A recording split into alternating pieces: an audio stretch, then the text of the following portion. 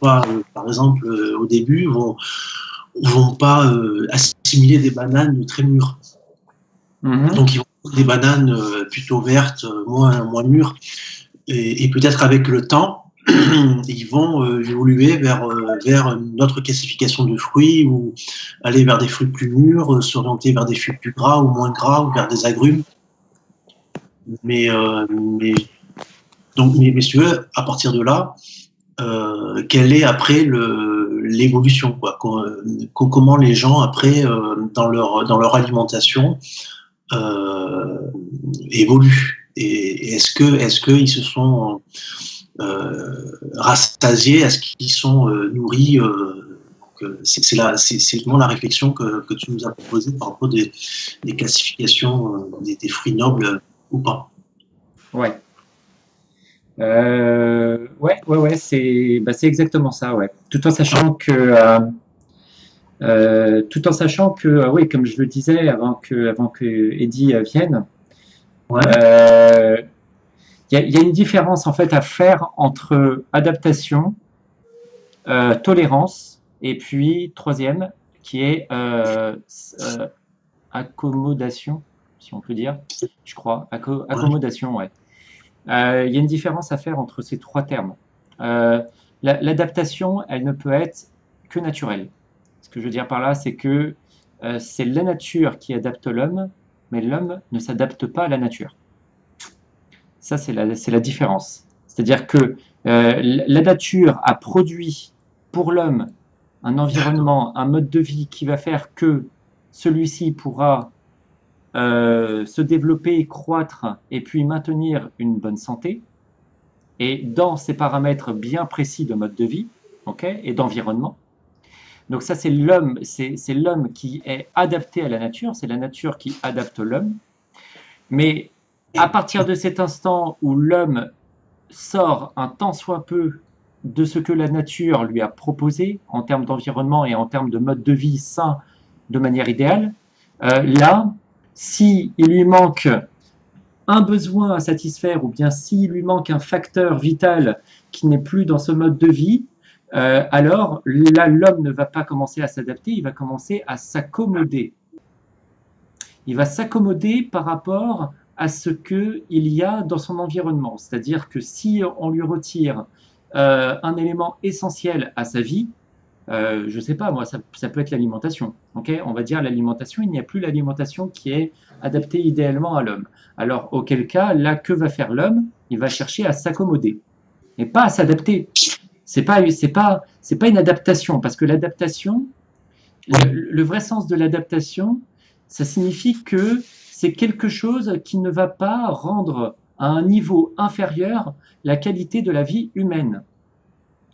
Parce qu'une véritable adaptation, normalement, c'est amené à faire évoluer l'homme de telle sorte à ce que son état de santé ne soit pas enclavé d'un cran. C'est-à-dire que l'état de santé soit toujours à un niveau supérieur. Voilà. Ça, c'est une véritable adaptation. Par exemple, les Asiatiques ont les yeux bridés. Les Asiatiques ont les yeux bridés pour résister par rapport au vent, etc. Bon, pour résister par rapport au climat. Mais ça, c'est une véritable adaptation de la nature, pour le coup. Parce que là, il y a eu une transformation de la morphologie, okay, d'un organe, pour être adapté à un nouvel environnement. Mais si nous, humains, consommons des produits qui ne sont déjà à la base pas adaptés par la nature, et que nous ne voyons pas de transformation sur le plan physiologique, alors ce n'est pas une réelle adaptation. C'est une accommodation de la part de l'homme dans un environnement qui, au final, ne lui convient pas totalement. Et là, par exemple, lorsque l'homme a commencé à monter vers les pôles, vers le pôle Nord, par exemple, pour s'y installer, et qu'il a eu affaire à un environnement qui a été froid, hein, comme on peut prendre, voilà, hostile, et puis qui manque des produits adaptés à l'homme, et bien là, l'homme choisit de rester dans cet environnement, il choisit de concevoir des maisons, de concevoir ses propres vêtements, il choisit également de chasser, et puis comment dire, de cueillir. Parce que moi, dans ma description des choses, lorsque je parle de l'homme et de la nourriture adaptée à l'homme, non seulement cette nourriture n'est pas chassée par l'homme, donc l'homme n'est pas un chasseur à la base, mais en plus de ça, j'en suis arrivé à la conclusion que l'homme n'est non seulement pas un chasseur, mais ni un cueilleur. Ça signifie que notre main n'a jamais été faite pour arracher, comme par exemple le font les herbivores avec leurs dents, mais elle a été faite soit pour saisir, soit pour ramasser. Voilà, tout simplement. Le singe, il n'est pas cueilleur? Après, le singe peut être cueilleur, mais il peut être cueilleur, comment dire, par accommodation.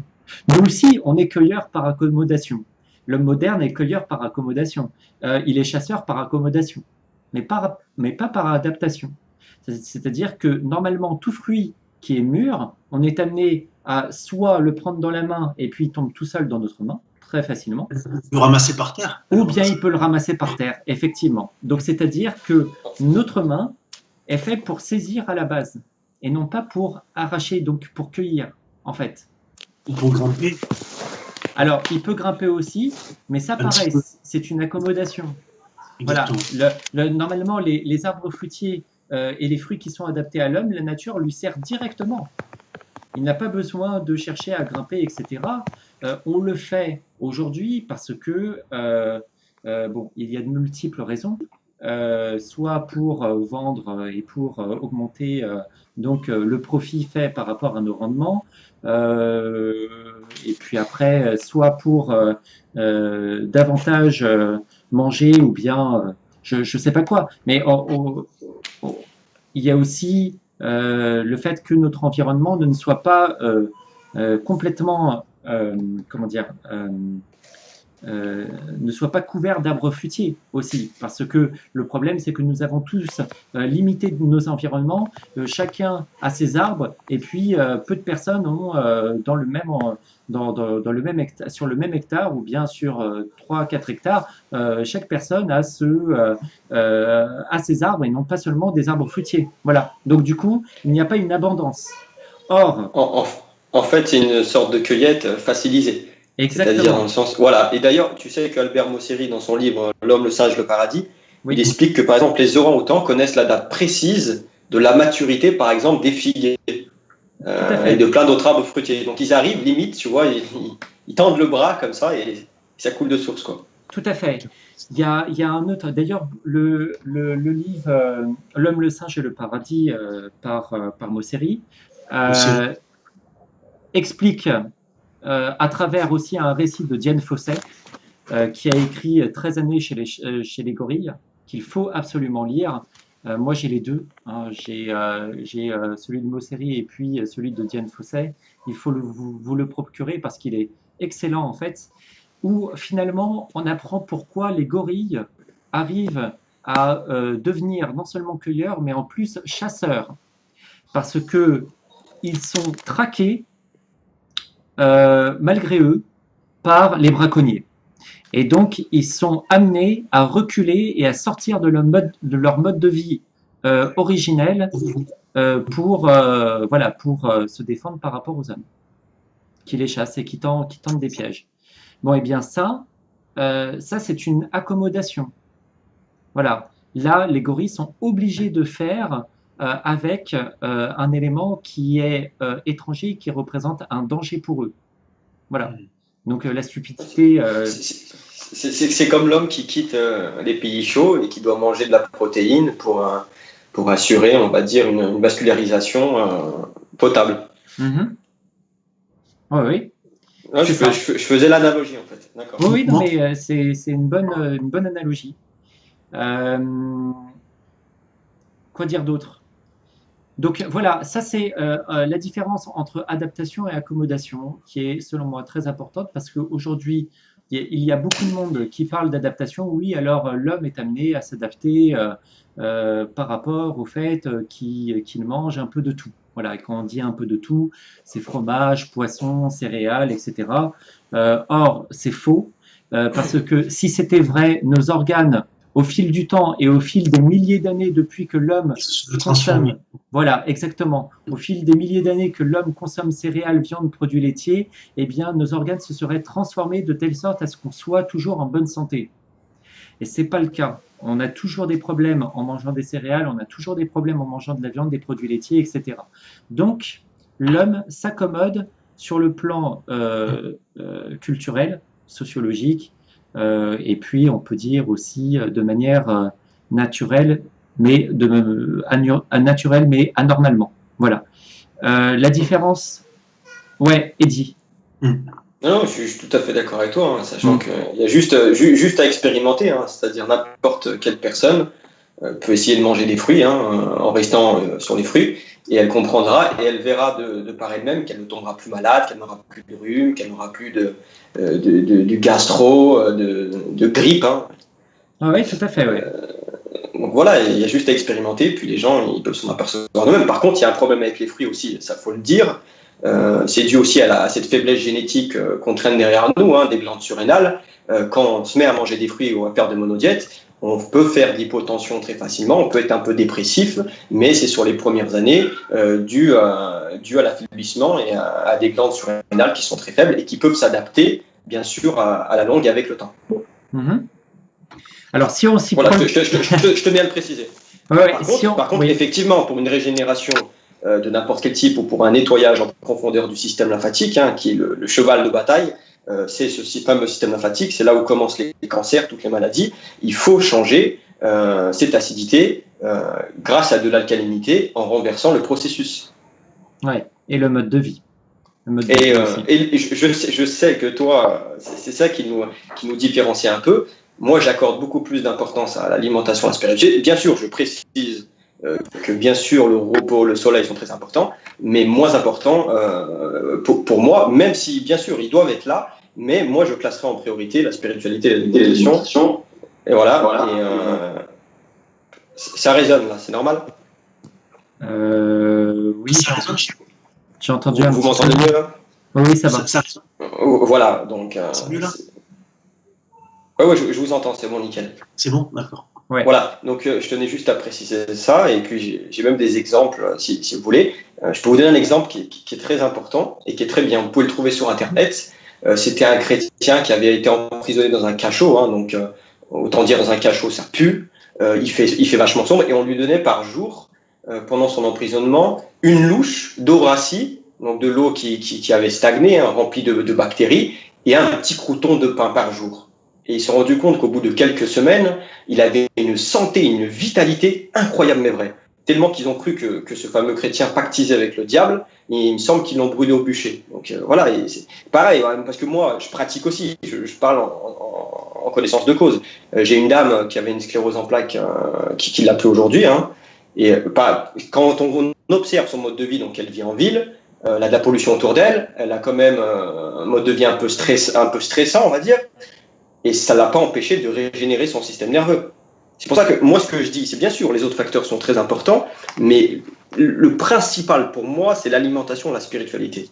D'accord. C'est-à-dire que, je vous explique rapidement. Quelqu'un qui a un mode de vie stressant, quand il va se mettre à manger des fruits, qu'est-ce qui va se passer? Il n'aura plus d'énergie. Pourquoi? Parce que le fruit, il révèle vos faiblesses. Les glandes surrénales, comme la majorité des gens aujourd'hui. Donc ça veut dire, même s'il a une activité qui est stressante, il va l'arrêter tout de suite. Il n'aura même plus la force de la faire. Pas seulement ça.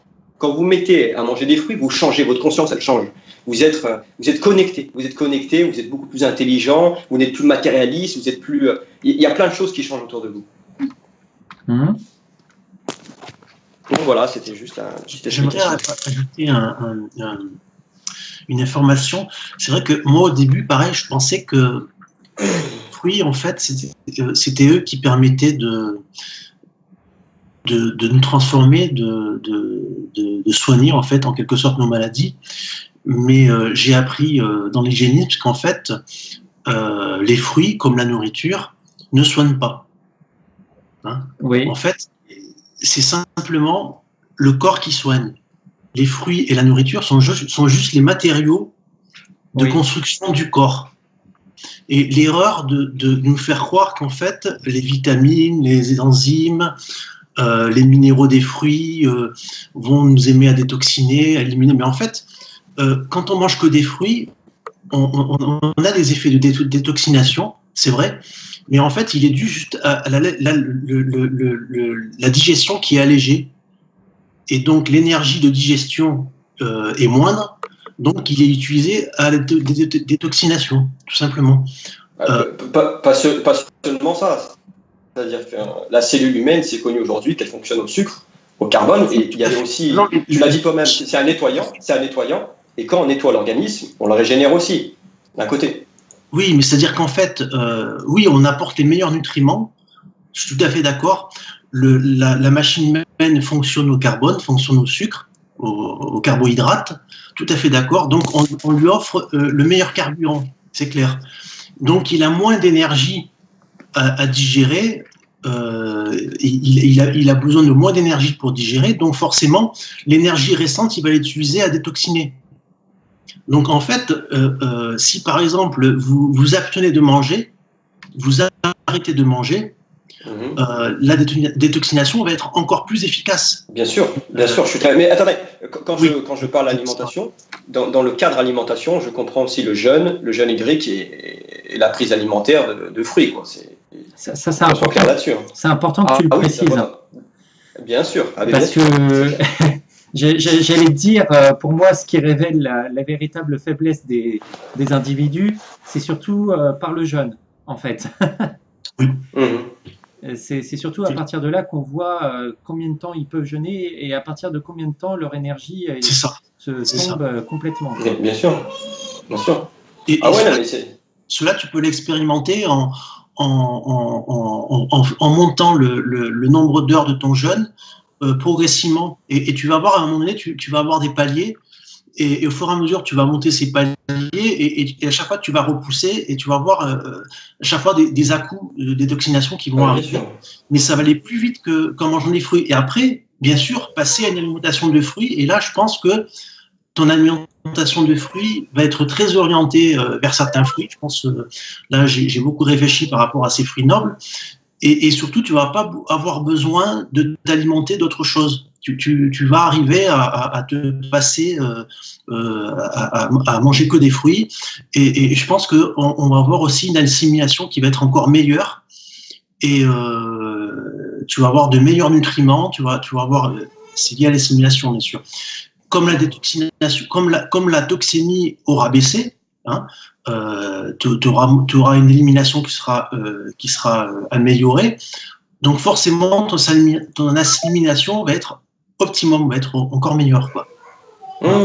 Bien sûr, je suis d'accord. Bien sûr, oui, c'est le principe même du jeûne, c'est-à-dire qu'on arrête de manger et toute l'énergie qui allait pour la digestion, on la garde pour l'élimination, pour les toxines hors du corps et la régénération. Non, mais je suis tout à fait d'accord avec toi. Par contre, juste le truc que j'avais le jeûne, c'est que comme je l'avais précisé précédemment, le problème c'est que les gens d'aujourd'hui, ils ont un état lymphatique tellement congestionné, tellement acide, que quand ils se mettent à jeûner, c'est l'enfer dans le corps, quoi. Ça se met à brûler et ils dégradent les tissus plus qu'autre chose. C'est pour ça que moi, je ferais l'inverse. Tu vois, je mangerais d'abord les fruits pour alcaliniser, pour rétablir le terrain. Exactement. Et pour moi, le jeûne sec, ce serait la finition. Tu vois où je veux dire? Parce que moi, mais franchement, le jeûne sec pour une amélioration de la filtration rénale, mais il n'y a rien de mieux. Franchement, il n'y a rien de mieux. Moi, j'ai pu le constater sur des bocaux et tout ça. La filtration rénale avec le jeûne sec en fin de monodiète, c'est d'une puissance extrême, quoi.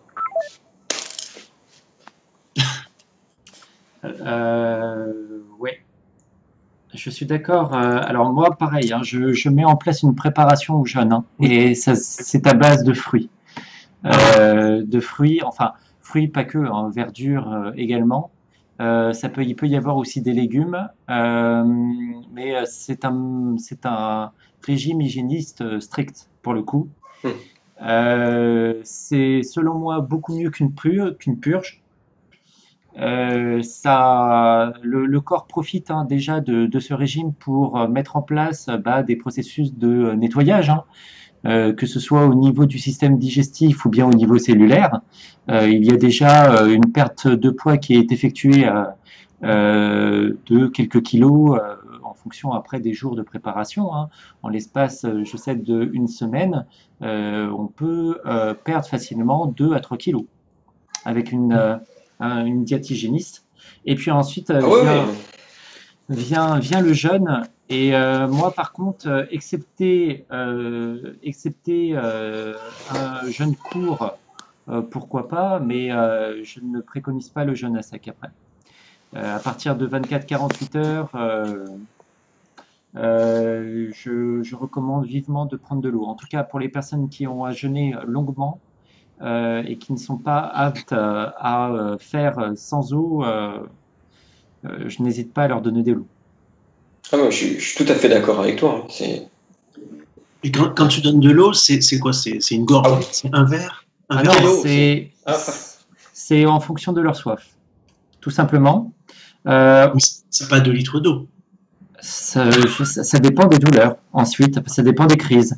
Plus les crises sont violentes, plus je donne d'eau, en fait.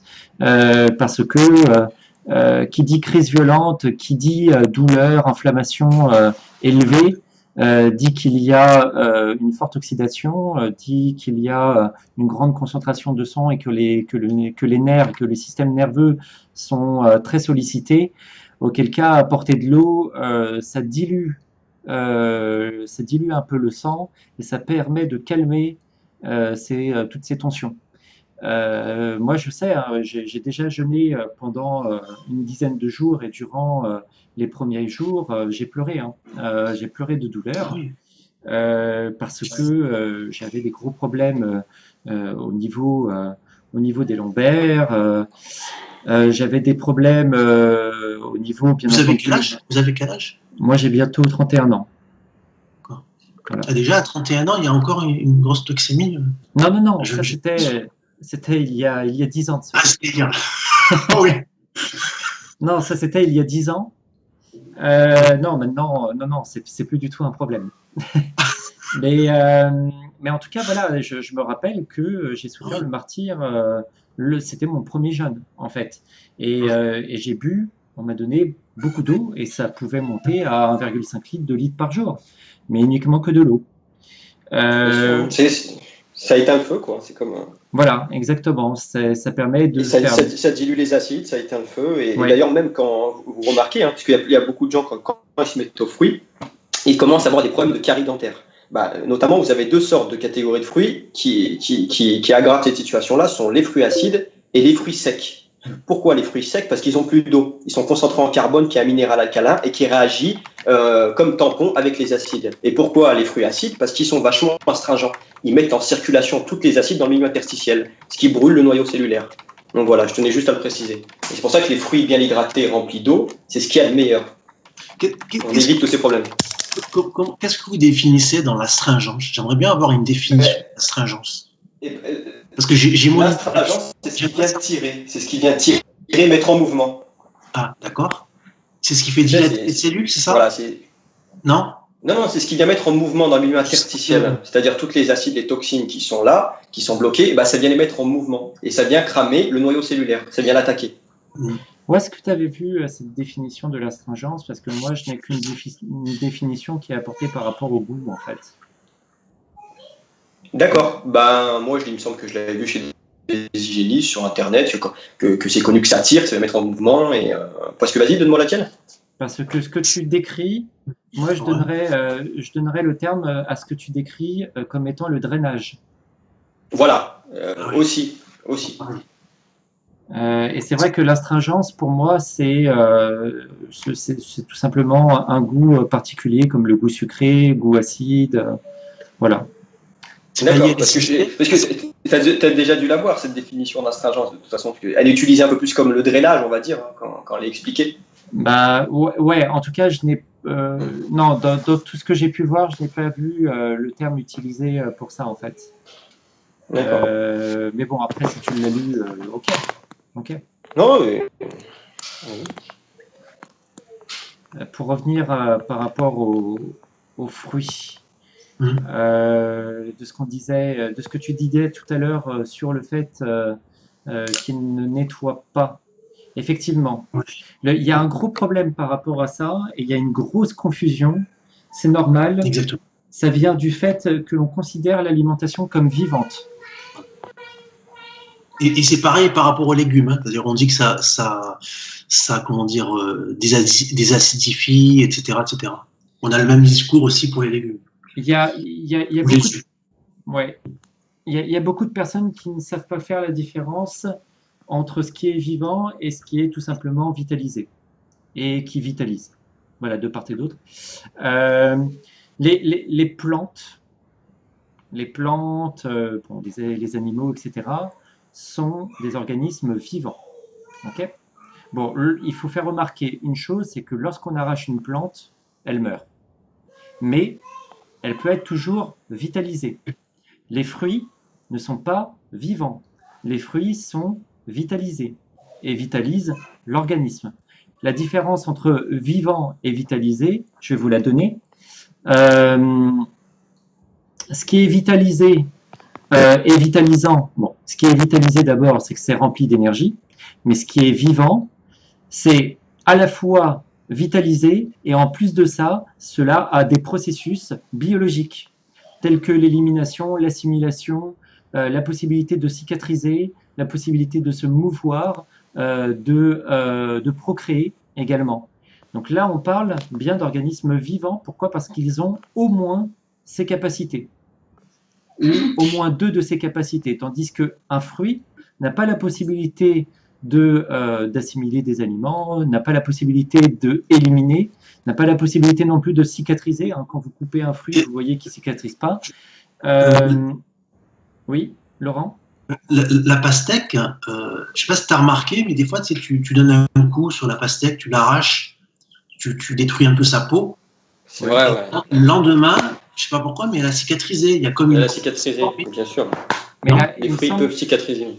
Il me semble que la pastèque, comme le melon d'ailleurs, je crois, si je ne fais pas de bêtises, le melon, non, en fait, je ne sais plus. Non, parce que comme il y a de l'eau, ils sont encore vivants. Ça pousse au niveau du sol, en fait.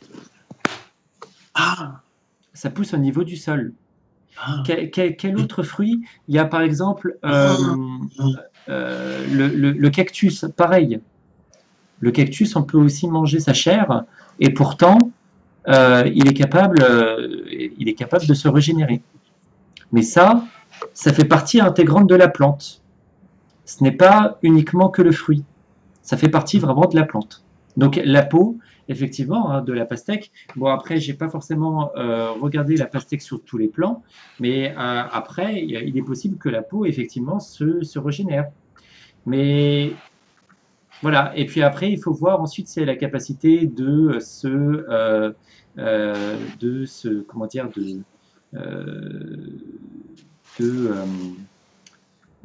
d'éliminer, oui, voilà, ça c'est pas... Voilà, d'éliminer, d'assimiler, etc.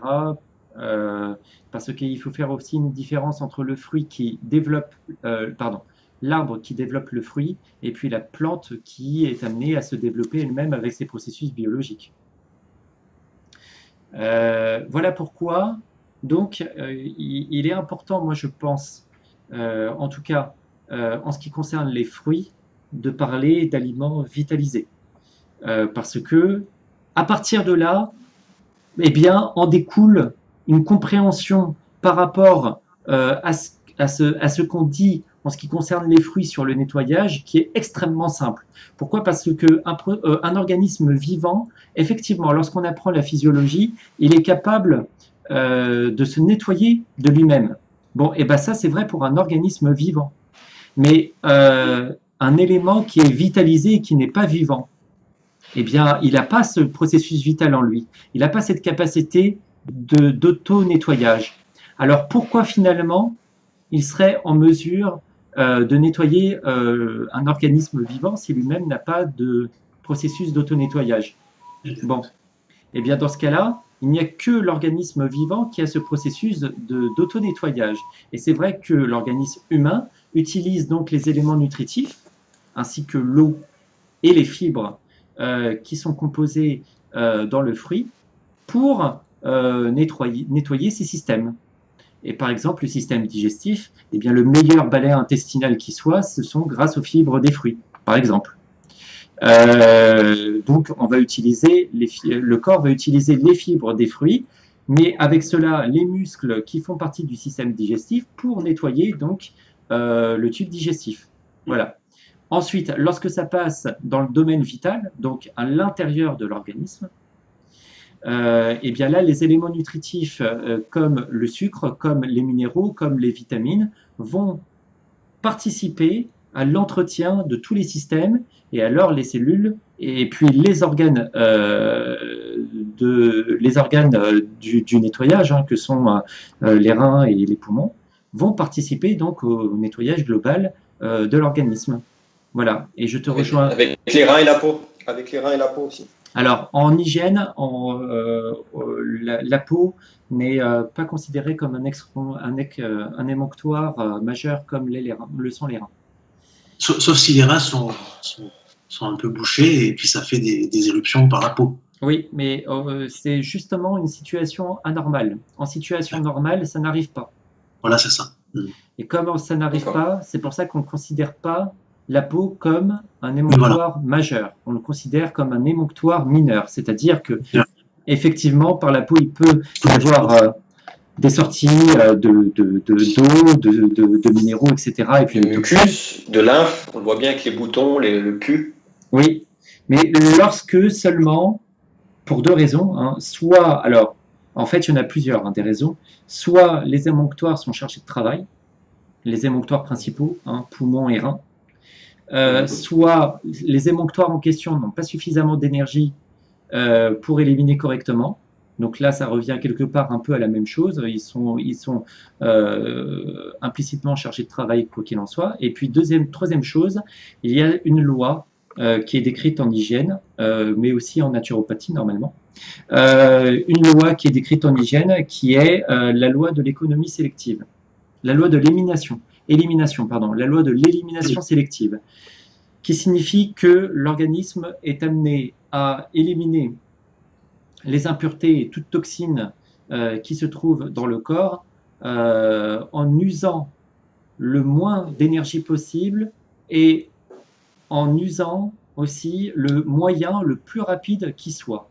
Donc, des toxines qui se trouvent au niveau de la peau, eh bien, vont être excrétées par cette voie. Pourquoi? Parce que c'est un moyen plus économique et à la fois voilà, plus direct et plus rapide de se débarrasser de toxines. D'accord. Mais après, effectivement, moi je suis... Laurent, toi tu as pu bien entendu lire à travers les travaux de Shelton et puis de Mosseri et puis d'autres cette réflexion et puis enfin qui est plus qu'une théorie, hein, selon moi, qui est véritablement fondée. Je reviens doucement. Ouais, tu m'entends, Fares? Oui, je t'entends, moi.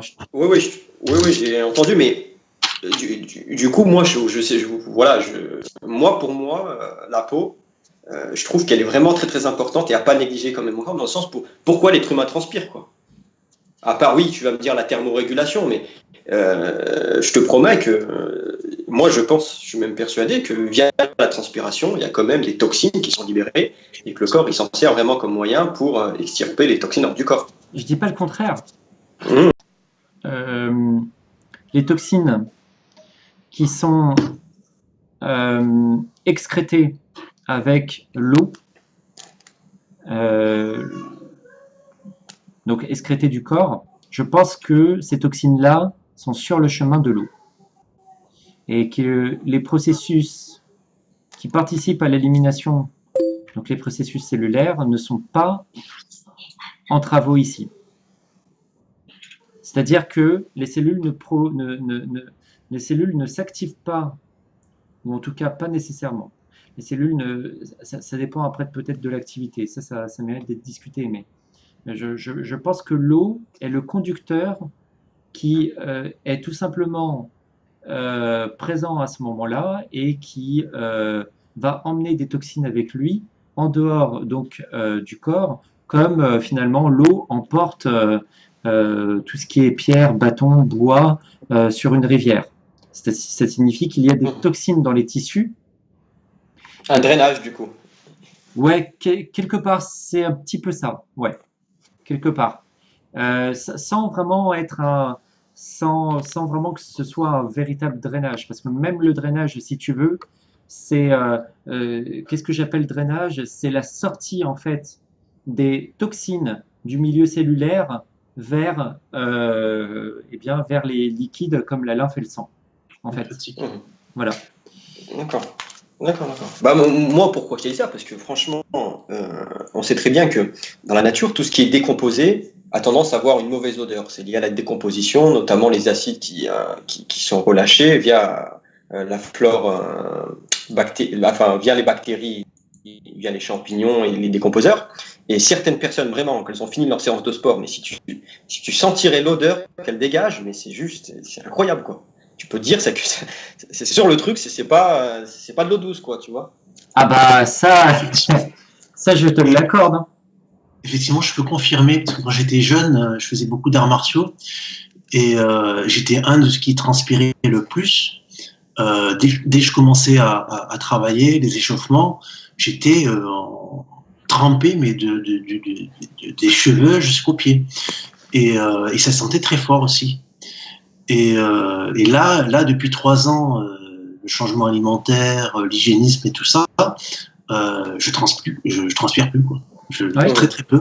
Ah ouais. Et je sens, et un t-shirt, je le garde une semaine, je sens pas mauvais. Alors qu'avant, je changeais 2 fois de t-shirt par jour, et je sentais encore. Donc ça vient de la toxémie. Ah oui, bien sûr. Moi, j'ai mis une réflexion par rapport à ça. Si vous voulez, je peux vous la partager. Vous me dites ce que vous en pensez, mais à un moment donné, j'ai réfléchi. Je me suis dit, comment ça se fait qu'il y a une personne qui va transpirer, hein, on va voir les gouttes et tout ça, hein, qui va bien couler de son front, et voilà, il n'y aura aucune odeur, et une autre personne qui va transpirer où il y aura une odeur nauséabonde. Donc j'ai réfléchi, je me suis dit, c'est à cause du système lymphatique. Parce que dans le système lymphatique, on a normalement les bactéries, les macrophages pour décomposer les acides, pour faire tout ce travail de décomposition, d'alcalinisation en amont. Et comment ça se fait qu'il se fait à la surface de la peau? Ça veut dire que les personnes qui ont ces odeurs nauséabondes sur la peau, j'ai réfléchi, je me suis dit, en fait, c'est tout simple, c'est que leur système lymphatique, il est bloqué, il n'y a pas ce travail qui est fait en amont. Donc, qu'est-ce qui se passe? Les acides, ils sont sur la peau, et on le sait, quand il y a acidité, quand il y a nécrose, qui c'est qui intervient? Les bactéries. Et les bactéries, on sait très bien que quand ils interviennent et qu'ils décomposent les acides, ils relâchent aussi ce qu'on appelle du gaz sulfurique, d'où cette odeur d'œuf pourri. Ah, parfois, il y a certaines personnes, j'aimerais bien que ça sente que l'œuf pourri. Mais dites-moi ce que vous en pensez, parce que pour moi, c'est ça. Hein. Ah oui, non, mais c'est ça, c'est une congestion généralisée. Effectivement. Parce que vous avez 2 personnes, et ça peut pas être l'alimentation, parce que tout le monde aujourd'hui, ils ont une alimentation à peu près délétère. Vous en prenez un qui mange du poulet, l'autre qui mange du poulet, tous les 2 font une séance de sport, les 2 transpirent, et il y en a un ça pue pas, et l'autre ça pue, quoi. Ah bah, je sais pas, mange de l'ail ou mange de l'oignon. Je peux te garantir que moi, lorsque je mange de l'oignon, ma peau sent l'oignon. D'accord, mais je te promets qu'il y a des personnes qui existent sur cette terre. Et moi, pour moi, ça vient de là. C'est comme l'ortie. La dernière fois, on en avait parlé, Fares. L'ortie qui dégage de l'acide formique. Certaines personnes peuvent la toucher, peuvent même la manger. Ils ne vont pas avoir ces gonflements sur la peau et ces brûlures. D'autres personnes, ils peuvent la prendre. Ils vont la manger, il n'y aura rien. Donc, pour moi, ça vient du système lymphatique. Ouais. Ouais, oui. Bah, c'est possible. Pour moi, voilà, ça vient du système lymphatique. C'est-à-dire que si la lymphe n'est pas congestionnée, qu'elle fonctionne correctement, on n'aura pas cette transpiration acide et on n'aura pas ces odeurs nauséabondes. Oui, mais après, il faut aussi, il faut chercher aussi à comprendre pourquoi la lymphe est congestionnée, quoi. Ça, c'est... Voilà. Ça vient d'alimentation, ça vient des acides. Ah, pas que. Selon moi, pas que. Voilà. Non, pas que. Selon moi, c'est clair que pas que. Hein. Regarde, tu ne te reposes pas suffisamment. Voilà, par exemple. Tous tes processus fonctionnent. Je suis tout à fait d'accord avec toi que les autres facteurs sont essentiels et doivent être là, mais pour moi, numéro 1, c'est l'alimentation, quoi. Comme je t'ai dit, la dernière fois, on a expliqué. C'est-à-dire que, non, mais c'est très important, là, je vais le signaler. C'est-à-dire que celui qui est censé manger des fruits, qu'est-ce qui se passe? Il a son système glandulaire qui fonctionne. Bon, je parle pas de l'être humain d'aujourd'hui, hein, mais il a son système glandulaire qui fonctionne, il a la pinéale qui sécrète la mélatonine, et il se couche tôt.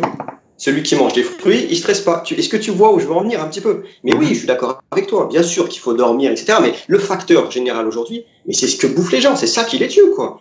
Voilà, tout le monde dort la nuit. Voilà. Même les gens qui travaillent, bon, ils travaillent quoi? 35 heures par semaine. Quand tu calcules sur une semaine 35 heures, qu'est-ce que c'est? C'est quoi? C'est une journée et des poussières. 24 heures et des poussières. Bien sûr qu'il y a le stress et tout ça, c'est important. Mais le numéro 1, number 1, c'est ce qu'ils bouffent. Oui. Eddy, si tu peux manger des fruits et puis avoir ce même problème. C'est-à-dire que si tu veux, si tu manges des fruits et que tu stresses ou que tu as un problème environnemental, tu vas fermenter tes fruits, tu vas sentir les mêmes odeurs, je pense, non? Bah non, parce que moi je parle pas de recettes crues et tout ça, hein, toutes ces mauvaises combinaisons alimentaires. Hein. Je parle de simples fruits en respectant les combinaisons alimentaires, etc. Donc déjà, quand on mange des fruits comme ça, je te promets que le stress, il est plus. Moi, les monodiètes que j'ai fait, je me sentais en paix. Je n'avais plus peur. Tu n'as plus peur. Tu te sens bien. Le stress, il est plus là. Le stress, il est plus là. Parce qu'en fait, avec les fruits, tu as une digestion qui est facilitée. Donc forcément, et puis comme tu manges pas de céréales et de produits complexes, ta digestion, elle fournit moins de travail. Donc du coup, ça peut expliquer justement pourquoi tu as moins de stress et c'est plus agréable. Tu vois ce que je veux dire? Bien sûr, bien sûr. Et même, comme tu disais, mais les fruits, c'est ce qu'il y a de plus simple à digérer dans la nature. C'est-à-dire que quand tu manges les fruits tels quels, des oranges, etc., mais la fermentation, elle n'a pas lieu. Et même, ça dépend des personnes, je pense. Parce qu'il y a des gens qui ne peuvent pas assimiler une orange, qui ne peuvent pas manger un fruit acide, ils n'arrivent pas. Oui, mais ça aussi. Par exemple, une banane, voilà, ça on en avait parlé la dernière fois. Ouais. Il est possible que les fruits, moi je ne recommande pas aux gens de passer tout de suite au 100% fruits. D'ailleurs, Arnold Ehret, tous les hygiénistes en parlent. Il faut avoir ce régime de transition. Les gens ne peuvent plus, ils ont un système lymphatique que, voilà, comme tu l'as dit, quand ils se mettent à manger une orange, ils ont des brûlures, mais ça peut être catastrophique. Moi, je suis persuadé qu'il y en a même qui, s'ils font ça d'un coup, ils peuvent même mourir, quoi, tu vois. Mais c'est pas de la faute aux fruits. On peut pas dire c'est à cause des fruits. Comme les gens disent, j'ai mangé un fruit, je suis fatigué. Non, c'est à cause de tes glandes surrénales. C'est à cause de ton état lymphatique. C'est à cause de toi. C'est à cause de ta génération. C'est à cause de tes ancêtres. C'est à cause de tout ça. Et du mode de vie aussi. Bien sûr. Mais incriminer le fruit, non. Le fruit, c'est, voilà. On le retrouve dans la Bible, dans le Coran, dans tous les écrits religieux. Au contraire, le fruit, c'est un cadeau de Dieu, quoi. On peut pas incriminer les fruits. Oui, mais de toute façon, l'être humain, il trouve toujours il trouve toujours quelque chose à incriminer. Si c'est pas les fruits, c'est les bactéries. Si c'est pas les bactéries, c'est les champignons. Si c'est pas les champignons, c'est autre chose. Mais jamais il remet la faute sur lui-même et sur toute la crasse qu'il a bouffée au préalable, sur tout le mal qu'il a fait, voilà quoi.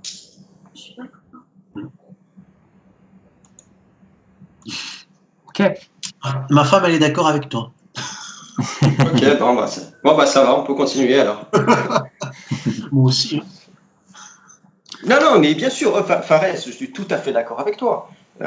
Bien sûr qu'il faut du repos, qu'il faut du soleil et tout ça, mais ça c'est clair, je te le dis tout de suite. Mais le facteur numéro 1 qui tue les gens dans notre civilisation, c'est la bouffe. C'est la bouffe, je suis clair, net et précis là-dessus. C'est comment tous les hygiénistes, comment Dr Morsi régénère, comment moi je fais en sorte que les gens autour de moi vont mieux, c'est la bouffe, c'est l'alimentation. Voilà, j'ai donné le cas de la sclérose en plaques. La femme, elle se couche tard la nuit, elle habite en ville, c'est pollué. La femme, malgré ça, n'a plus de symptômes aujourd'hui. Oui, mais là, si tu veux, tu parles de choses qui sont impropres à la consommation. C'est vrai qu'on parle de deux choses différentes, parce que tu parles d'un élément qui est par exemple la malbouffe ou bien les produits inappropriés et qui n'ont pas lieu d'être dans un mode de vie correct, en fait. Et moi, je te parle ensuite, on pourrait parler, par exemple, à côté de ça, de surmenage, par exemple. Surmenage ou bien d'abus, oui, ou bien tout simplement de manque de repos. Mais qu'est-ce que je voulais dire?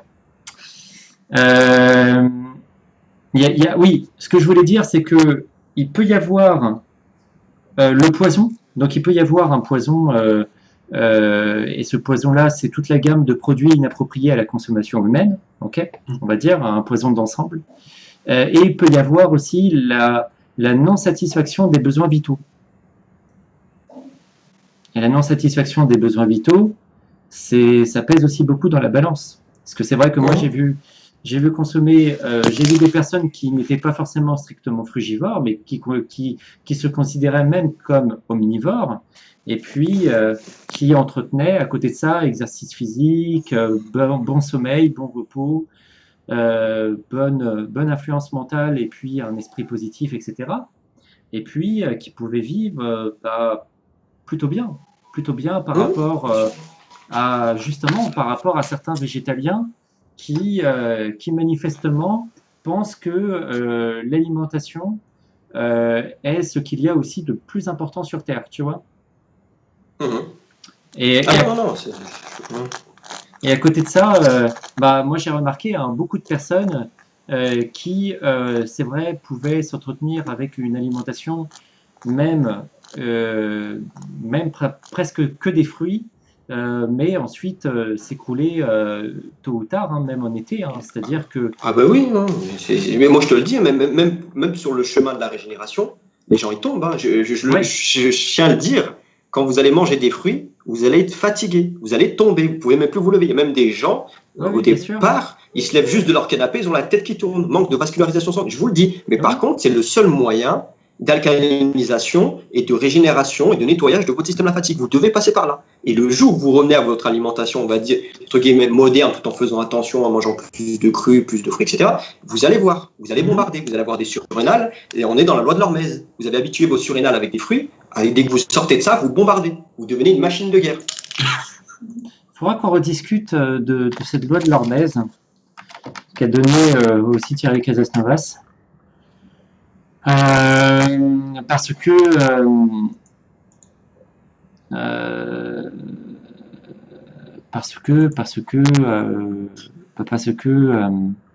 la loi de l'hormèse, pourquoi tu... En gros, ce qui ne te tue pas te rend plus fort. Ouais. Normalement, j'avais trouvé en fait une définition qui était complètement différente. Je sais pas pourquoi.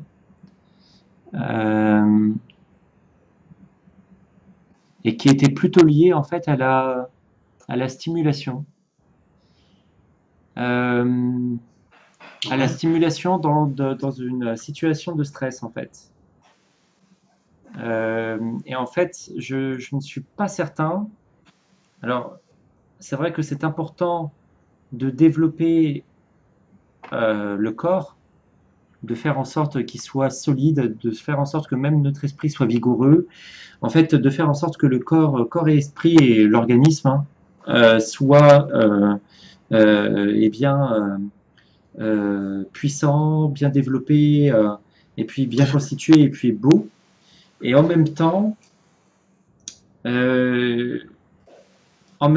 ça me paraît aussi essentiel que le corps puisse se développer dans une situation, dans un mode de vie où il n'y a pas de stress.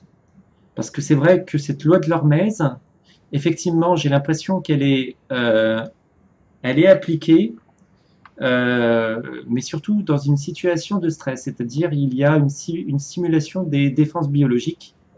Tout à fait d'accord. Et comme sur Wikipédia, il est dit, l'hormèse désigne une réponse de stimulation des défenses biologiques généralement favorable à des expositions de faibles doses de toxines ou d'autres agents générateurs de stress. À cause de ce mécanisme, un agent polluant ou toxique peut avoir un effet opposé suivant que la dose reçue est faible ou forte. Un tel agent est dit hormétique. Donc, attention que c'est une définition, à mon avis, c'est une définition pharmaceutique. C'est-à-dire que c'est pour faire passer, c'est pour dire voilà, les faibles polluants, au contraire, renforcent l'organisme. Et là, je suis pas d'accord. Ah bah pourtant, moi, je vais être d'accord avec ça. C'est vrai? Ouais. Je vais prendre tout simplement un instant. Oh, c'est intéressant.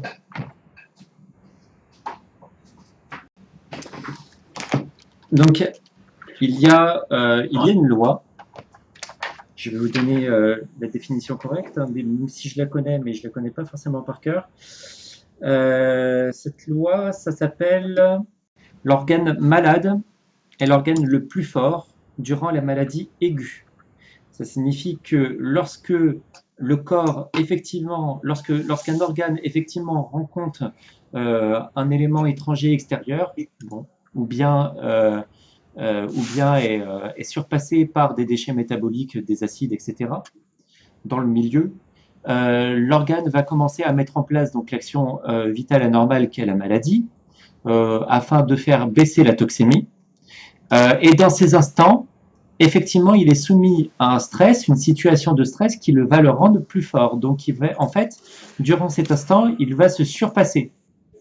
Mais en réalité, si il est amené toujours à vivre une situation de stress de manière régulière, de manière régulière, c'est peut-être un peu trop fort, mais pourquoi pas, de manière régulière. On va prendre le cas de l'alcoolique hein, qui boit son verre de vin, on va dire un verre de vin tous les jours. Au départ, lorsqu'il commence, il agresse bien entendu la bouche, il agresse l'œsophage, il agresse l'estomac, etc. Et puis au départ, lorsqu'il boit de l'alcool, que fait l'estomac? L'estomac se rebelle. Et l'action vitale qui est amenée ici, ça va être le vomissement. Ok? Mais pourquoi? Parce qu'il est agressé. Et il est agressé donc par l'alcool, hein, tout simplement. Et l'alcool va représenter pour lui non seulement un empoisonnement, mais une situation de stress qui va faire que ensuite cet organe va être plus fort.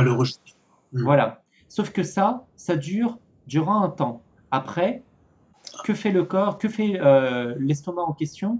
Il abandonne toute action vitale pour chercher à supprimer ce poison qui revient petit à petit et de manière récurrente dans le mode de vie de la personne, et il commence à durcir les tissus. Pourquoi? Parce que l'organisme, l'énergie nerveuse diminue, non? Alors, c'est pas qu'une question d'énergie nerveuse, c'est aussi une question d'agression.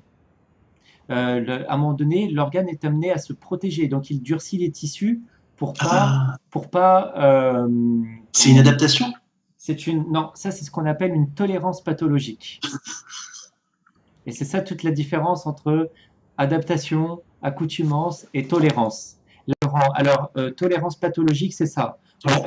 Ouais, et tu as une loi qui parle de ça en hygiène naturelle, et c'est vu aussi comme une adaptation, sauf que on appelle ça une adaptation malbionique. Donc tu as soit adaptation malbionique, ça signifie que l'adaptation malbionique ici, c'est bien la nature qui transforme l'organe, mais sur le plan anormal, donc sur le plan pathologique. Donc là, l'organe va commencer à se transformer par rapport à ce que tu lui apportes. Et si on prend l'alcool et que l'alcool revient de manière récurrente, là, c'est l'organe c'est bien la nature qui s'adapte par rapport au poison qu'elle a, qui lui vient. Et là, l'organe est amené à se transformer, mais il se transforme sur le plan de la dégénérescence. Et c'est bien une adaptation, mais malbionique. Alors, c'est ce qu'on appelle une tolérance pathologique. D'accord. Voilà. Mais on ne peut pas dire. Il y a Jonathan qui va essayer de se joindre là. Oui, bien sûr. Voilà. Oui. Est-ce qu'on peut qualifier cette tolérance c'est quoi le mot déjà? Pathologique. Est-ce que c'est la loi de l'Hormèse? Non. La loi de l'Hormèse, selon moi, ça rend compte en fait de cet instant où on est toujours dans la crise aiguë et non plus dans la crise et non pas encore dans la crise chronique. C'est-à-dire que tant qu'on est dans la maladie aiguë, là effectivement, l'organe devient plus fort.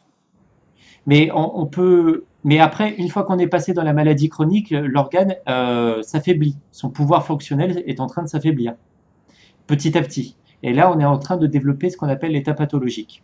Voilà. Dans l'activité physique, c'est pareil. dans l'activité physique, ou bien lorsqu'on est soumis à une température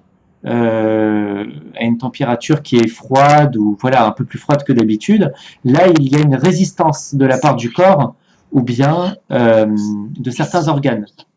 Et lorsqu'on force un petit peu trop sur le plan de l'activité physique, il y a un stress qui est soumis à nos organes qui va faire que ça va les rendre plus forts, plus puissants. Sauf que si on continue à faire en sorte que ce stress devienne récurrent, si on installe un stress de manière régulière, selon moi, on peut plus parler de loi de l'hormèse ici. Arrive tôt ou tard où les organes sont amenés à s'affaiblir parce que, voilà, soumis à un stress récurrent, l'organisme lui-même est amené alors à se dégénérer. Et c'est là qu'il y a de l'abus, en fait. On est d'accord. Ah bah oui. C'est de ce moment-là que, voilà. Oui, donc, je veux dire, la difficulté, c'est quand même de dire à partir de quel moment, à partir de quelle dose, c'est la loi de l'hormèse, et à partir de au-delà de quel seuil on est dans la stimulation et l'adaptabilité. Parce que je veux dire, si vous voulez, la prétention de dire que la loi de l'hormèse améliore le corps, c'est que les gens, comment ils vont savoir cette frontière? C'est très délicat, c'est très, très difficile. J'ai peut-être une idée à vous soumettre par rapport à cette loi de l'hormèse et tout ça. Donc, encore, je reviens à mon fameux système lymphatique. Je suis bien accroché dessus. Donc, je vais vous donner un exemple, par exemple. Le fumeur. D'accord?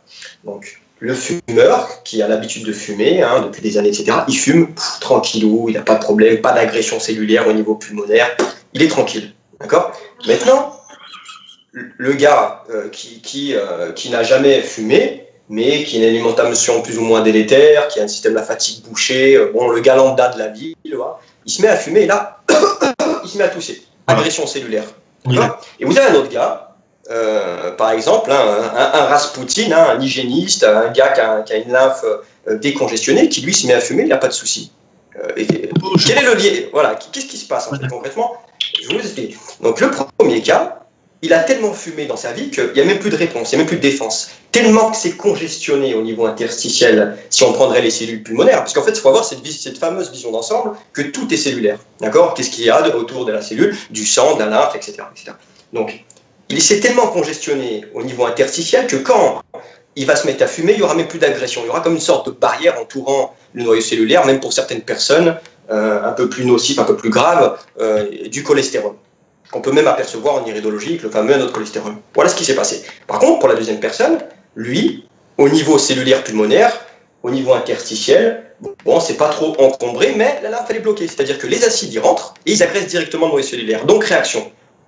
Il se met à tousser. Et vous avez la troisième personne, le fameux Rasputin. Moi, j'aime bien Rasputin, prendre cet exemple-là, je vous expliquerai pourquoi après. Qui, lui, a une lymphe qui est nickel, les acides y rentrent et ils sortent directement. Pas de souci. Et moi, je pense que c'est un peu pareil avec. Il y a un lien avec ce que je vous expliquais précédemment. En fait, je pense que tu oublies souvent la notion d'énergie nerveuse, parce qu'en fait, quelqu'un qui fume beaucoup, en fait, il fume tellement qu'il n'a plus d'énergie nerveuse pour éliminer. Donc son corps va se taire, il va laisser faire les choses. Donc après, il va y avoir une adaptation, effectivement, au niveau des tissus, des renforcements, il va y avoir des muqueuses qui vont se renforcer, etc., etc. Mais un hygiéniste qui va se mettre à fumer, il va tout de suite recracher, il va même vomir, il va... Je ne suis pas d'accord. Moi, je ne suis pas d'accord. Tu sais pourquoi je ne suis pas d'accord? Parce que Albert Mosseri, dans son livre, L'homme, singe et le paradis, il explique que les gorilles, ils mangent de l'ortie à foison, ils marchent même dessus. Tu as Dr Morse qui explique aussi que lui, l'ortie, d'accord, qui contient de l'acide formique, il la prend comme ça avec sa main, il la bouffe, il n'y a rien du tout qui se passe. Pourquoi? Parce que son système lymphatique, il est nickel. Il y a une réaction qui peut se passer. Quand le noyau cellulaire il brûle, il y a une réaction qui se passe. Parce qu'en fait, tu compares l'espèce humaine au gorille, mais en fait, on est ressemblant. Oui, mais on enlève les gorilles, on garde Dr Morse, ça te va? Il ne faut pas oublier que les gorilles, ils sont herbivores pratiquement. On enlève les gorilles, on garde Dr Morse et Rasputin. Rasputin, sa petite histoire, je vais te la dire, tu la vérifieras sur Internet. Qu'est-ce qui s'est passé? Il y a eu la révolution bolchevique en Russie. D'accord? On a voulu détruire Nicolas II, le tsariste. Donc on a essayé de l'empoisonner au cyanure. d'accord? Sauf, on lui a donné une dose qui pourrait tuer un éléphant, ça ne lui a rien fait du tout. On a perdu patience, hein, les généraux ont perdu patience, ils ont commencé à sortir leur pistolet, à lui tirer dessus. Or, le gars, il bougeait encore. Qu'est-ce qu'ils ont fait? Ils l'ont attaché à un pylône, ils l'ont jeté dans un lac en Russie, ils l'ont noyé. Quand ils ont extirpé le corps de Raspoutine, ils se sont aperçus qu'il était ni mort de l'empoisonnement, ni mort des balles, mais qu'il était mort d'un noyade. Ah.